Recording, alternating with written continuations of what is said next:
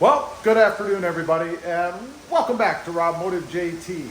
Today, I'm going to be putting some new front lights. These are the turn signals, four-way blinkers, running lights, whatever you want to call them, on the front of the Jeep. We're going to be replacing this with this. Now, it's a fairly time-consuming job. To do this one probably took me about 2.5 hours or so. Although about 30 minutes of that was trying to put a bolt in the wrong way. That's on me. But we're going to go ahead and jump right in. You do need to remove the fender flares, or the inner fender rather, to do this. Now, my first thought was to kind of loosen it and pull it down and have access up here. No, you can't do that. There's a wiring harness right back here underneath against the Jeep itself that you have to disconnect and actually remove. So your best bet is just to bite the bullet and do it.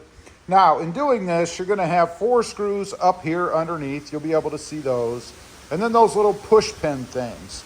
I highly recommend using one of these tools, because if you do, you'll be able to save all of the push pins, but not the rivets. You do have to remove 3 rivets. These actually go into the fender flare itself. So you have to remove these 3. This one already looks like it's a little bit loose. That's good. And then this one here, because it actually goes into the lighting piece. So we got to remove that one as well. Like I said, the other ones you just pull straight out. So we're going to do that real quick. I'm not going to put that on camera. It's pretty easy. And then the whole fender flare will come out. Okay, we've got the inner fender off. Again, not too difficult. Your box of junk should look like this. By the way, if I didn't mention, the rivets that you have to take out are not reusable. You're going to have to get new ones.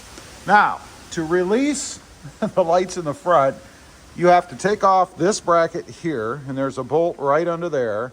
And then there's a bunch of Torx bit 30 and 25 bolts, screws, that you need to take out.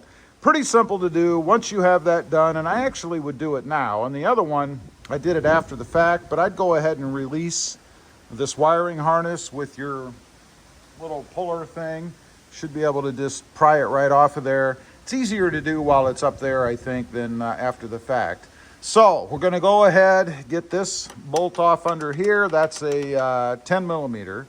And this bolt here will come off in a minute. There's a couple up there, but you do this in layers. So the first part is to get this bolt out of here. And on mine, they left off these 3. I don't know why, but they did. So it's not fastened down the way that a lot of the directions will tell you, but that's okay. It makes my life easier. Once you have this lowered, and it does take a bit of force because it sits up here on top of this, and that's where I spent so much time on the other one. I was trying to put it down here. It slips in right up here. But you really have to pull, and I mean a lot of force to get this down. It does stay connected. It does not come off of here. So next up, we have a bunch of screws we need to remove. Pretty simple. There's 1, 2, and then a third one up here, 2 up here, and 2 down here. So we're going to go ahead and get those removed, and then we'll move on. Okay, we got the bracket off down here, you guys can see. And I did go ahead and disconnect the Sidemarker. We're replacing those anyway, so either way you have to disconnect that. Now, before I move on, I'm going to go ahead and remove the wiring harness plug up here. It's just one of those typical Jeep little red things that pulls forward, and then you push down on a little prong right up against the red thing, and it pulls right off. Now, along the top, there are some holders that hold that in. And this is why I said you have to go ahead and remove the whole fender well, because you need access to all of this. Those just pull out, all of them, except for 2. One right behind here and one right behind here, of course, right on the brackets. They zip tied those down, so you actually have to cut those. I used an X-Acto knife to do that. So I'm going to go ahead and get this unplugged and get the wiring harness actually pulled through, and then we'll take the rest of the bolts off. We only have a couple left, and we should be able then to remove the front light. We've got the light out, just those other 2 screws at the top there. This, of course, is the new one. They are labeled, by the way. This one has an L. You can see it upside down there. so that you know it goes on the driver's side. And if you didn't know, you shouldn't be doing this, but the driver's side is the left side. Everything is positioned from sitting in the vehicle looking out.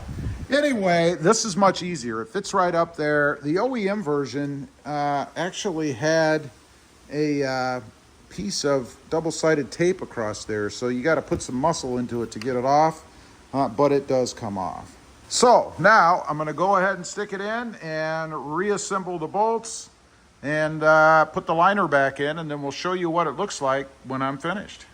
All right, we are finished. Out with the old and in with the new. LEDs in the front as well as LED smoke side markers. Check them out. It looks pretty cool to me. I like the looks of it. The job's not too bad. I will say it can be a bit daunting because when you look at a video, a detailed video of somebody taking this stuff off, they make it look a lot more daunting than it is.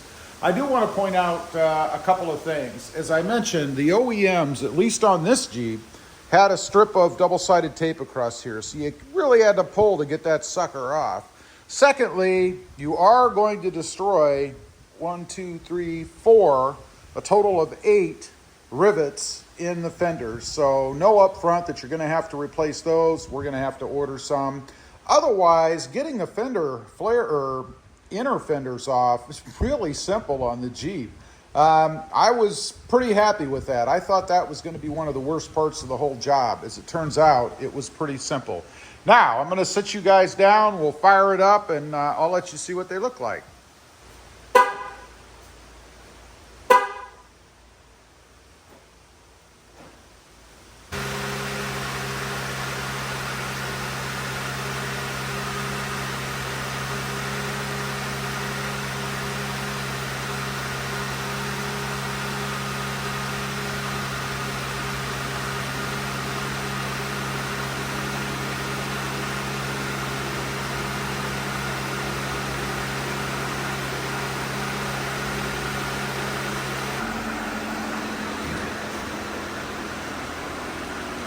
Well, there you go. I like them. I think it looks pretty cool. You know, I'm a fan of the smoked out look anyway, and I really like these side markers. Those came out really well too. Anyway, leave a comment. Let me know what you think. I have one more major mod for the Wrangler, and then we're going to continue on with the Jeep Gladiator. Got more stuff to do on that as well, and I can't wait to see what the grill looks like. As I mentioned before, a lot of these mods, like these lights, are available for the Gladiator too. So if you like them, it's the same front end, basically. Let me know what you think. Also, real quick, I do have 2 additional channels. Mod Driven, all about the Mercedes-Benz, and Rob Motive, all about the Toyota Tacoma. Check them out, and if you're interested, why not subscribe? And while you're at it, smash the subscribe button here too. Thanks for watching. Stay safe out there. Bye.